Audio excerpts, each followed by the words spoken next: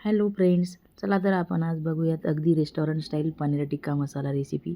पण मी सर्व साहित्य इथे घरातलं घेतलेलं आहे आणि आपल्याला मस्तपैकी असा रेस्टॉरंट स्टाईल पनीर टिक्का मसाला बनवायचा आहे. तर मी इथे तुम्ही बघू शकता लसूण, आपल्याला खोबरं बारीक करून घेतलेलं आहे, कोथिंबीर, टोमॅटो सूप, कांदा बारीक करून घेतलेला आहे आणि नंतर हे बघा, हे पनीर मी मस्तपैकी असं घरी बनवलेलं आहे, खूप छान.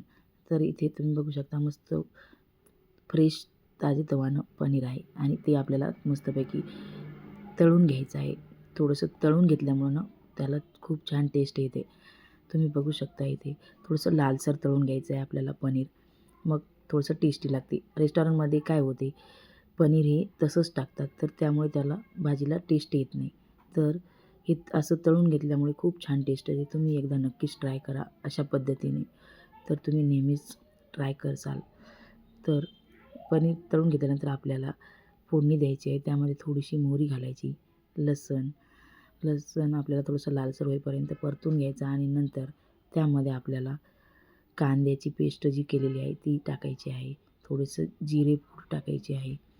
जिरेपूड टाकल्यानंतर जो कांदा बारीक केलेला आहे आपण तो टाकून खालीवर थोडंसं परतून घ्यायचं आहे आणि आपण जे बारीक केलेलं खोबरं आहे ते पण आपल्याला यामध्ये घालायचं आणि परतून घ्यायचं आहे थोडा वेळ. मस्तपैकी अशी आपल्याला ग्रेव्ही बनवायची आहे आणि कांद्याचं प्रमाण थोडंसं कमी वापरायचं, म्हणजे आपल्याला आपला पनीर टिक्का मसाला हा गोड लागला नाही पाहिजे.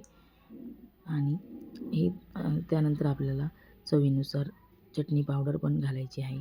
थोडंसं तिखटच घालतो आम्ही जास्त. तर हळद पावडर पुन्हा टाकायची आहे आणि मस्त ग्रेव्ही ही आपल्याला थोडीशी फ्राय करायची आहे आणि हिरवीगार कोथिंबीर घालायची आहे.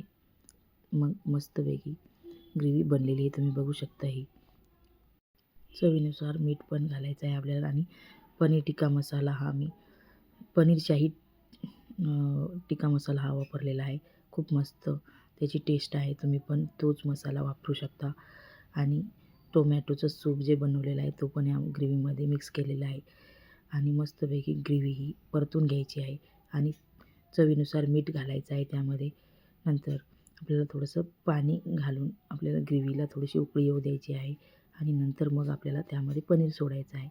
तुम्ही बघू शकता खूप मस्त ग्रेव्ही आपली अशी बनलेली आहे आणि मी हे घरी बनवलेलं पनीर आहे, तर त्याचा व्हिडिओसुद्धा मी लवकरच अपलोड करणार आहे.